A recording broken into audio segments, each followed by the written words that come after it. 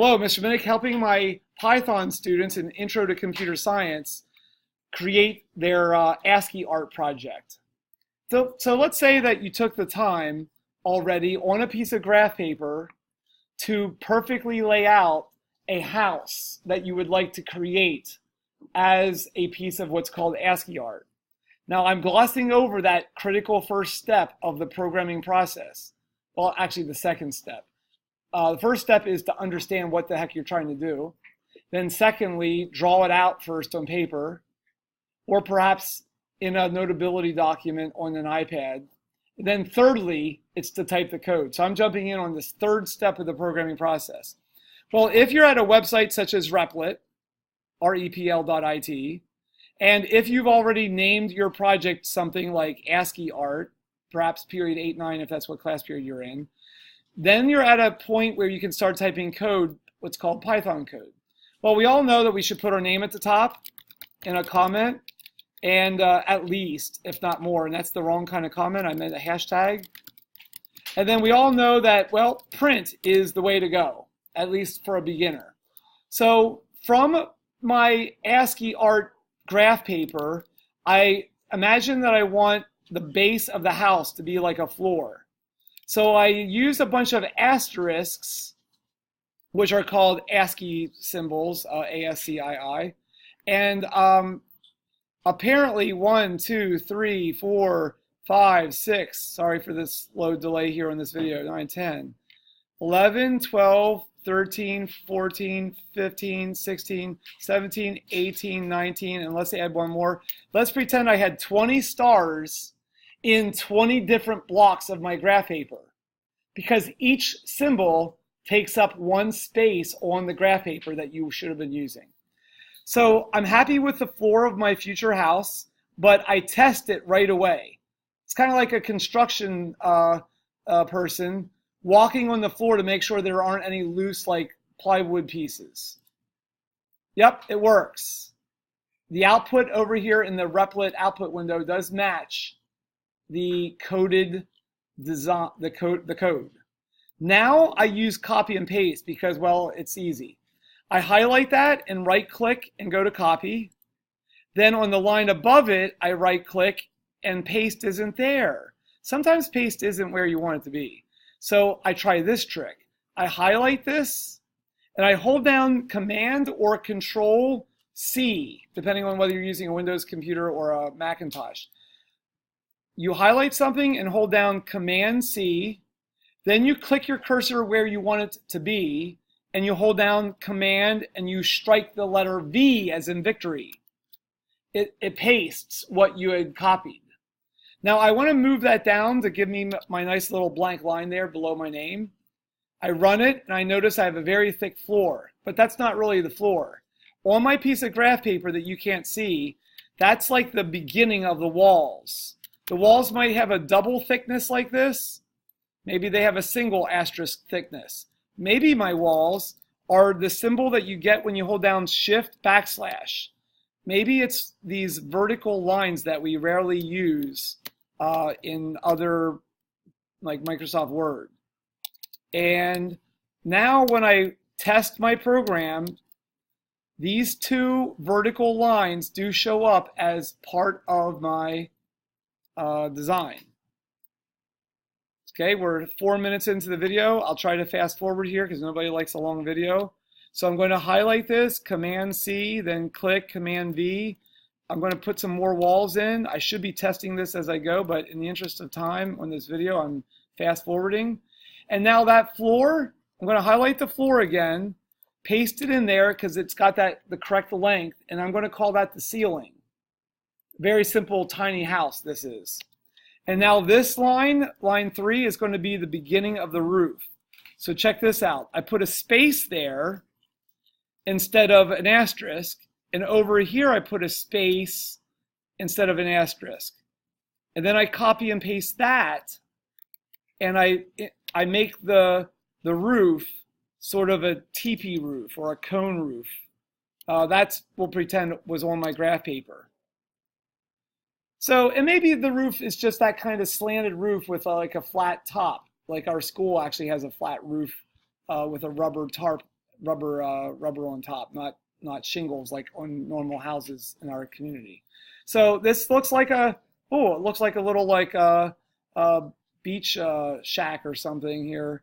Oh, how cute. I'm going to throw in a door because that door was drawn on my graph paper that you can't see. So, oh, look, that bumped this out. So I have to click my cursor here and move with the backspace or delete key. Let's test this to see if I have a little bit of a door popping out there. Yep, this is looking good so far. I'll quickly move forward here on this video by putting the rest of the door in there. Now we are not using pixels. This is not Python with turtles, which gives us the ability to make pixels. Now the roof of the door, the top of the door, not the roof, the top of the door, I'm going to use the underscore. I'm going to put a couple underscores there, which is shift hyphen, and that's going to have to just be the best I can do for the top of the door. But now I'd lose a point on this assignment if you had part of your wall bumped out. That makes no sense at all, so Mr. Minnick would take a point off for that. You should have caught it yourself. So I'm going to like backspace that in. On the graph paper, this would have been much easier because we would have counted all the spaces and stuff. So now I run it one last time to make sure it's saved. And now if I need help from the teacher, I click share, and then I notice that this has a web page address. That web page address, which could be copied and pasted or retyped, could be emailed or through Schoology as a comment or something. It could be sent to your teacher who may have time at night to get back to you. Or you could save your question for the next class period if the due date isn't too soon. There is a way to share your work with other people. It's each Replit, from every student that has an account at Replit, there's a unique share link that if you look for it, it's in there. Don't tweet it to me, and don't Facebook it to me, and don't GitHub it to me. I don't check Twitter, certainly not direct messages, and Facebook, I haven't used Facebook in I don't know how many years. And anyway, that would be inappropriate unless you were doing it to my teacher account, and I don't want to get into that. And I have no idea what Share on Talk does. That looks like a chat program that we're not supposed to be using at school, probably. So anyway, share the webpage address to me if you need help. Well, this is nice and unique, and I look forward to seeing more unique creations that you do for the ASCIIArt project. Not all, please don't everybody do houses. You could throw a window in here if it were a house, maybe a chimney with a wisp of smoke, like the letter O could be the smoke. Basically, you're using any letter on the keyboard that seems to work, but I will throw this one out as a tricky one. The backslash. If you try to throw a backslash in, let's say you wanted a chimney to be like two backslashes. No, one backslash. If that was supposed to be an angled chimney right there, watch what happens when I click run. It works. But I did see somebody who got an error message when he or she tried to do that, and they had to put two backslashes in order for one to print out. Oh, look, it worked. These two backslashes yielded only one backslash. So let's say that you really want two backslashes to be the chimney and not just one.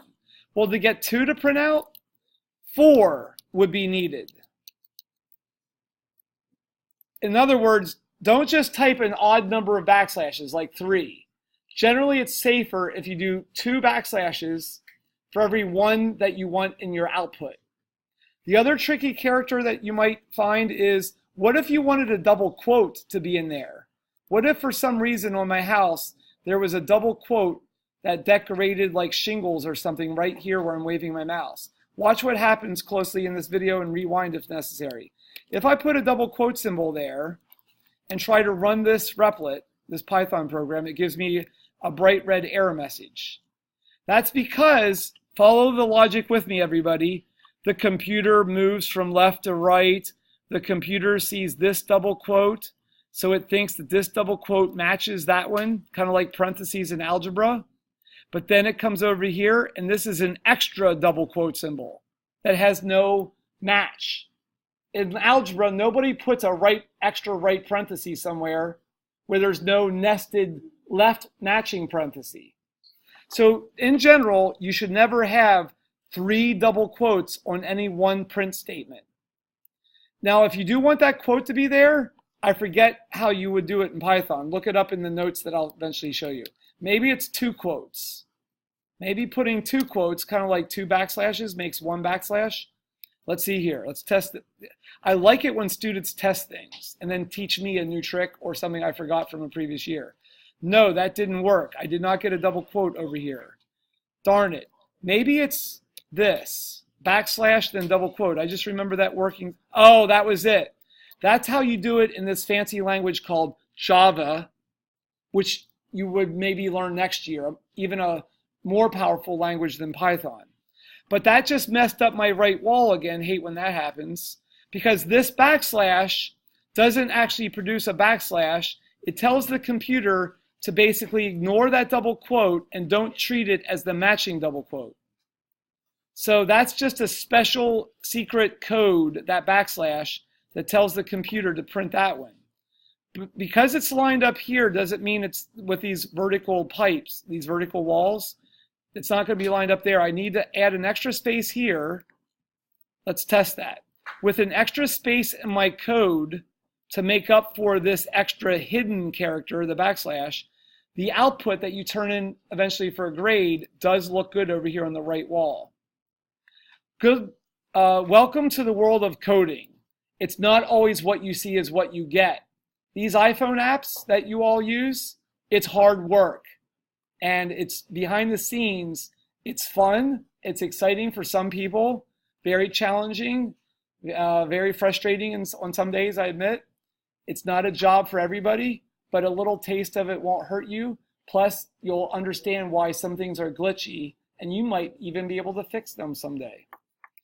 Okay, so this assignment, I'm about to wrap it up, but I do want you to know what the word ASCII means. There's this, in the world of computer science, the acronym ASCII has to do with way back in the 1960s, before computers were popular, at least at homes across the United States. Computers back then were at these big companies like IBM mainframes and all these other companies, some of which don't exist anymore. And all those companies agreed together that they would agree what keys should go on the keyboards. And the ASCII keys that I'm soon going to show you here when I scroll down, these are the symbols that you can depend on and use in an assignment like this to be artistic and creative. Right here they are. These are the symbols that you should be able to safely use in your assignment. Hashtag, double quote, exclamation mark, $, and I scroll down, numbers 0 through 9, the letters A through Z uppercase, and letters A through Z lowercase. But notice, like the hyphen here is that short one, not the long one that sometimes you see in like Word. There are like a couple different versions of hyphen, but this is the short one. And there are a couple other ones. Oh, the quotes. The quotes are the straight double quotes, not the curly angled quotes like some people know about. I can't find it right now when the pressure's on, but somewhere on this list is the quote symbol. It's probably up here in the 40s or 50s. The double quote symbol, right there. See how that's the straight ones? Just saying. The angled ones are not on this official short list of acceptable characters. That comes from the 1960s. And here's the bonus. If you want to like live life past 160, past this, the letter Z here or so, there is a bigger ASCII chart that's called the Unicode chart. I think they even put like emojis in that one, but it goes up into tens of thousands of letters that can be used. Don't use those in this assignment, even if they seem to work. Okay, that's an introduction to the ASCIIArt project and some pros and cons to using Python to draw creative things using text characters. Have a great day.